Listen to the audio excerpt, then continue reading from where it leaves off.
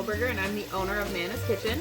I'm making a quick Alfredo sauce tonight for my family, and I figured why not show you guys how I do it. So I have been just sauteing some chicken breasts. All I did to them was, they were boneless, skinless, but if the bone-in skin on is on sale, I will buy those and quickly debone them. Maybe I'll make a video how to show you guys another day. But I just cut them into bite-sized pieces. I season them with a little bit of garlic powder, salt, pepper, dried oregano, basil, and a little bit of paprika. Toss that all up, and then I saute them in my Dutch oven here until they're cooked through. And then once they're cooked through, I just put them in a separate container off to the side while I fry up my onions, my garlic, make my roux, all that kind of stuff. They will go back in the pot to get nice and hot with your sauce, but make sure you do the majority or all of your cooking of the chicken in the pan separately so that you know it's cooked and you don't have to worry about it. So I just pull these all out.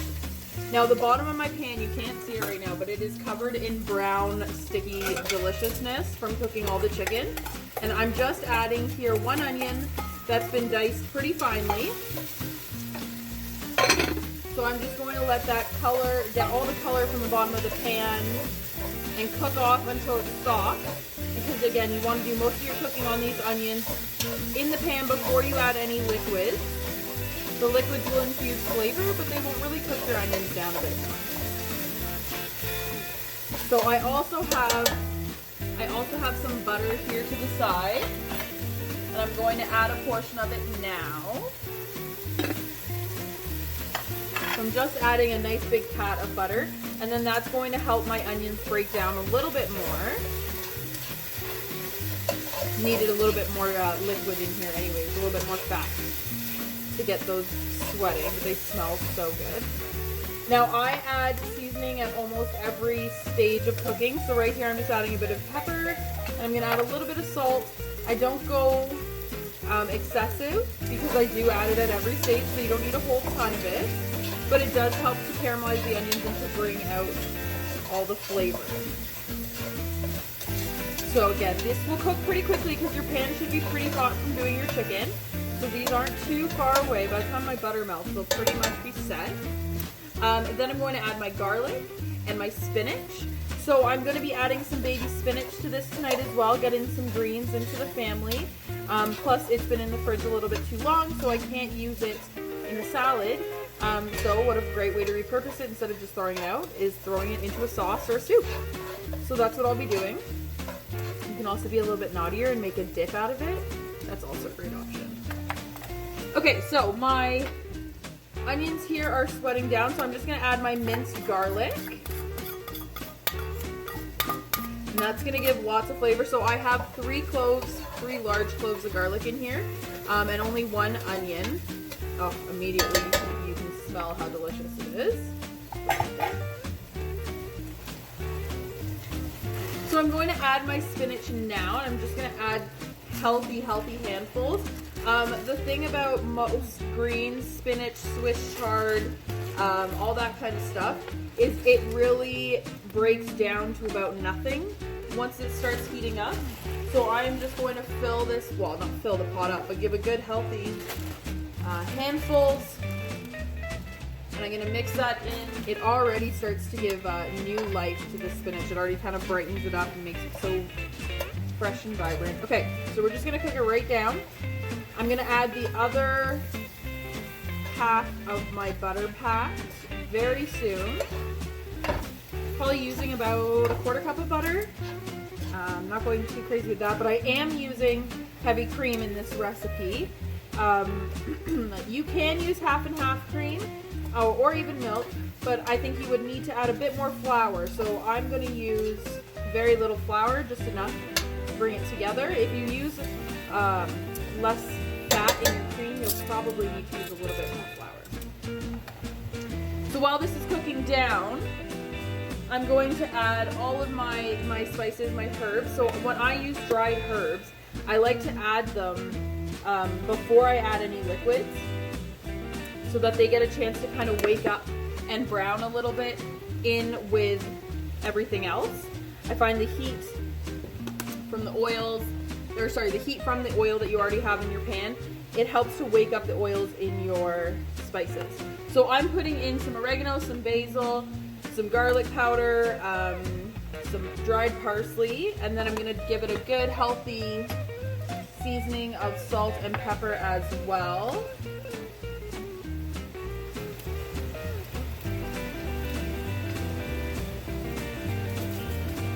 I'm gonna give it up a stir. So again, I normally do the spices before I add my wine. I always cook with wine. I'm not a huge drinker, but wine is pretty necessary for adding flavor to almost all dishes. You know what? I'm gonna finish that bag of spinach.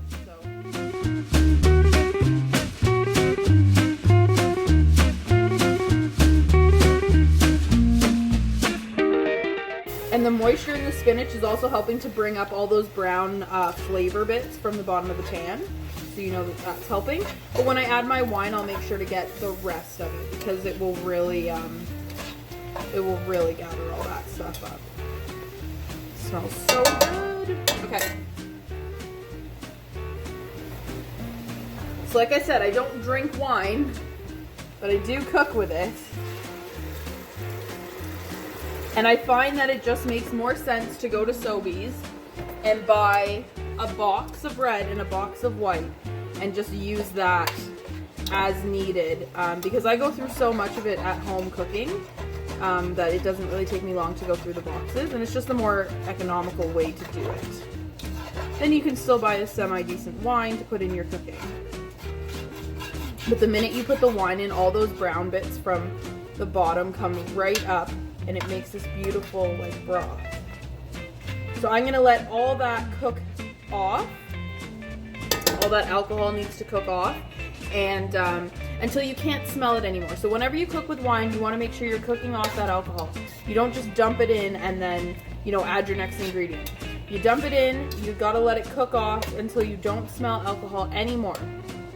That's when you can move on with your recipe and add, you know, whatever other liquids or whatever the next step is. But you have to make sure that you boil it off until you cannot smell it anymore. So it's already boiling here. I have my heat on high because I haven't added my cream yet. But once you add your cream, you have to put it on low. And again, it does take a minute. You do have to cook out all of that alcohol smell. I can still smell it, so I'm gonna wait. But this is good because it'll also soften your spinach and it'll soften the stems of your spinach because I didn't cut any of those off. All right, next step. So while that is boiling away, I'm going to add some butter. I'm gonna add the rest of that pat of butter to my pot. So it's probably about another 1/4 cup.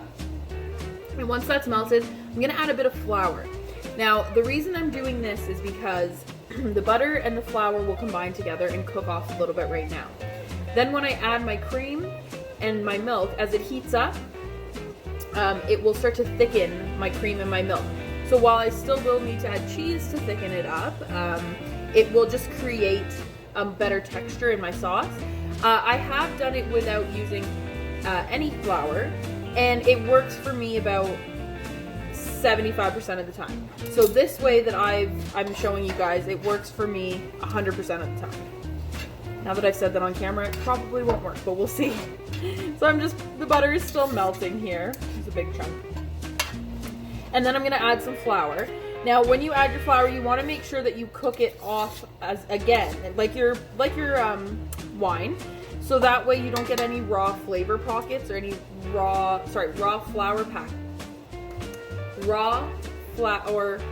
pockets in your mouth.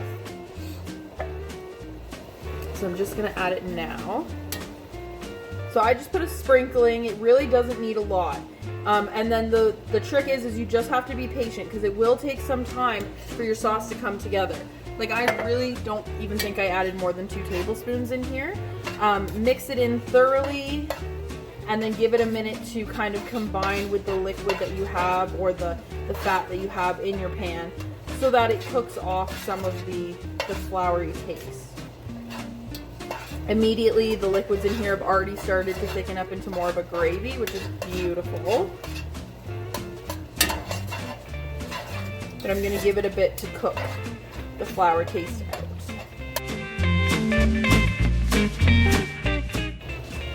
Now from this stage, you can also add your chicken back in, all of those beautiful juices that are probably in the bottom of the container.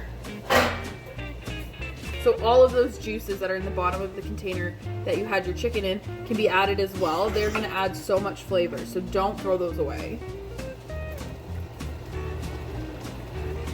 Perfect. So if I add cold cream to it, it's going to, like, there's a chance that the cream will split and will leave me with a lumpy sauce. So I've just turned the heat off completely, and I'm going to just push this back off of the heat.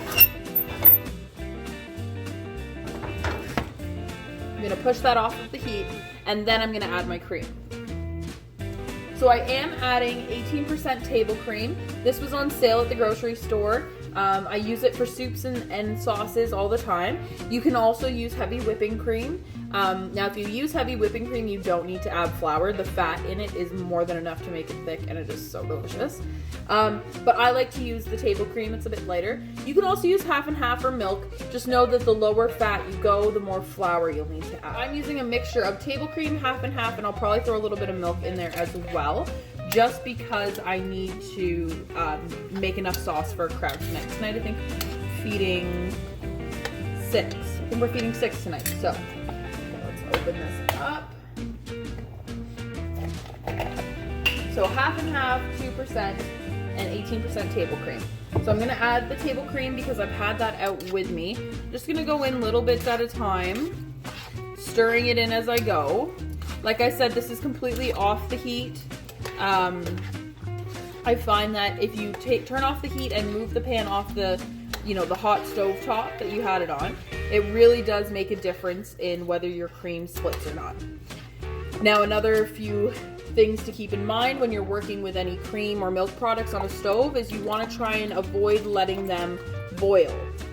Letting cream boil is a surefire way to get it to split. And when I say split, I mean you can see the milk solids come apart from the liquids. So if that makes sense. So you'll see, like, it'll almost look like it's curdled. It's not. Like, it's completely safe to eat still. But it just doesn't have that same silky mouthfeel that you're looking for in an Alfredo or in a really good creamy soup. So I'm just adding a little bit of milk to these containers to make sure that I get all that delicious cream out of it. And then I'm gonna bring my pot back onto the heat. I'm now going to put the heat right down to low. And honestly, especially with my gas stove top, I know that this burner gets very hot. So even low isn't low. Once this heats through, I will put it back onto the a smaller burner and put it on low on a smaller burner just to let it heat through and thicken up naturally. So you guys aren't going to see quite the finish of this sauce. I'll potentially try and take a video of the last few steps. But now you just have to let the cream and the milk and everything you've added in, just let it thicken up naturally as it heats up. And then right before you're ready to serve your sauce, you add, and you're happy with the thickness. Now it will be a little bit less thick until you add your cheeses, but once you're happy with it, you can add your shredded cheese, your Parmesan cheese. I like to add a little cream cheese to encourage a thickness and a smoothness. But add all of your cheeses, mix well, and then save a little bit of pasta sauce in case your sauce does get too thick while you're waiting. So save a little bit of your pasta water in case that your sauce gets a little thick while you wait for your pasta to cook. Just save a little bit of that, put it aside, and then when your pasta's done, mix your pasta with a little bit of your sauce and your pasta water, and then top each bowl with a generous helping of sauce. Now, instead of adding chicken, you can add mushrooms, you can add shrimp. It really just depends. You can pick any sort of protein that you can cook and add it. Normally it's delicious because you've got cream and cheese added to it. So it's very simple. But yeah, that's my easy, quick Alfredo sauce. It's very flavorful, and I'll make sure to show you guys the finished product once it's done. Okay, thanks for watching.